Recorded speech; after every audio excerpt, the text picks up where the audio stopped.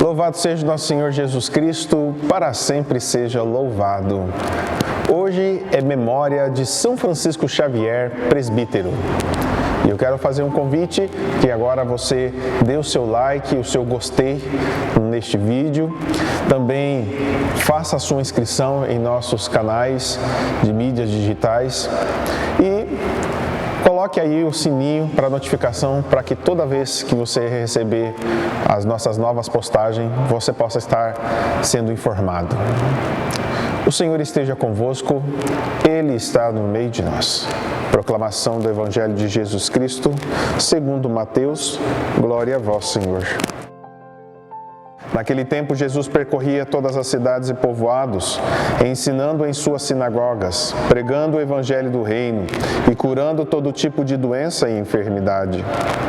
Vendo Jesus as multidões, compadeceu-se delas, porque estavam cansadas e abatidas, como ovelhas que não têm pastor.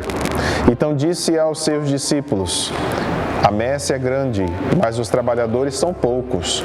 Pedi ao dono da messe que envie trabalhadores para a sua colheita. E chamando os seus 12 discípulos, deu-lhes poder para expulsarem os espíritos maus e para curarem todo tipo de doença e enfermidade.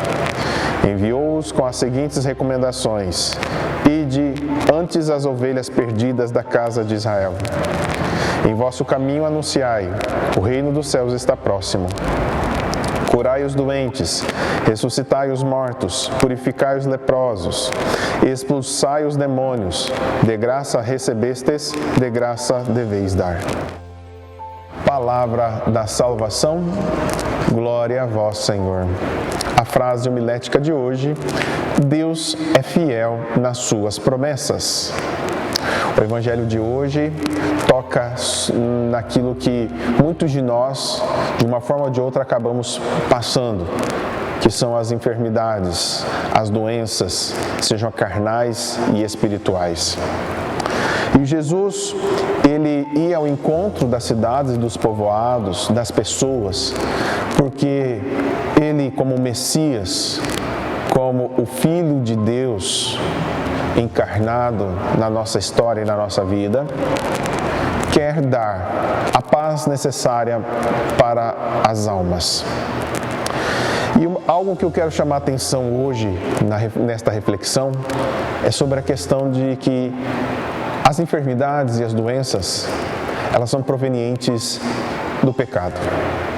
Talvez a gente tenha na nossa família pessoas que sofrem de doenças degenerativas, outras pessoas que nasceram em algumas condições que acabam, durante a vida, tendo que se readaptar e, às vezes, a gente até exclui essas pessoas. Mas a gente esquece de olhar que todas essas coisas Deus deu ao homem para que as suas descendências sejam perfeitas. Olhando, claro que olhando que o perfeito que eu digo é no sentido de que o Senhor, tudo Ele faz perfeitamente. É nesse sentido que eu estou dizendo.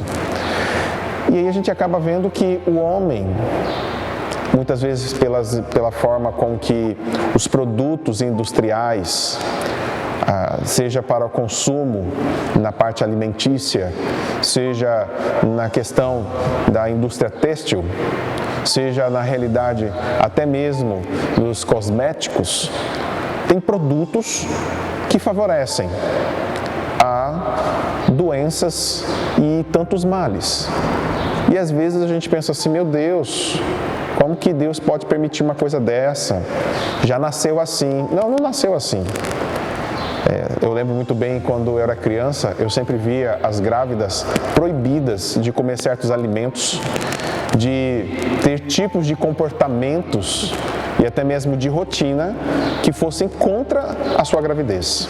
Não que a gravidez seja uma doença, mas para que tenha uma boa gestação, nessa perspectiva. Depois que nasce a criança, a mãe fica 1 mês, 2 meses, comendo certo tipo de alimento para que a criança, ao tomar o leite materno, ela não seja, vamos dizer assim, prejudicada. Então, é esse composto que faz com que a gente perceba que as doenças são fruto do pecado. E se ela é salário e fruto do pecado, em que o próprio Paulo já nos dizia em uma das suas cartas, isso significa que a gente não deve colocar Deus na parede. A gente deve colocar o nosso pecado na parede, para que as curas venham. Agora, é claro, tem situações que Deus permite para que a gente possa ser transformado. Quando aquela pessoa faz com que move toda aquela família, pode saber que ali há um projeto de Deus por trás daquela dificuldade, daquele desafio. Então, qual é o caminho que a gente precisa ter?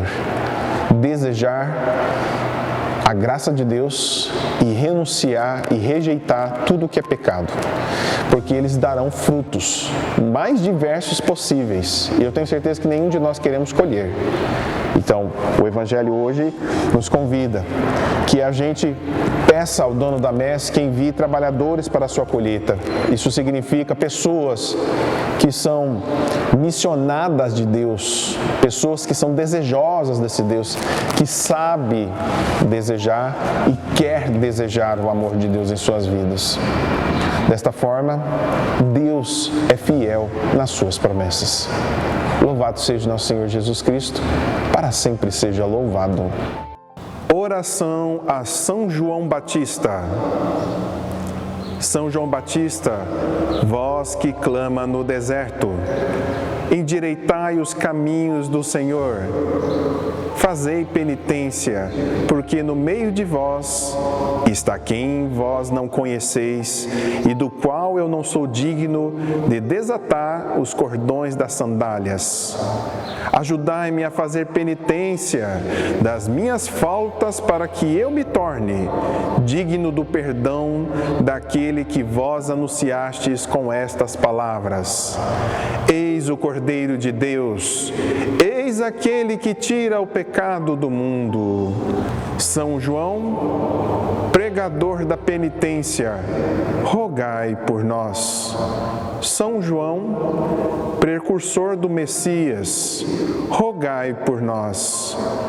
São João, alegria do povo, rogai por nós.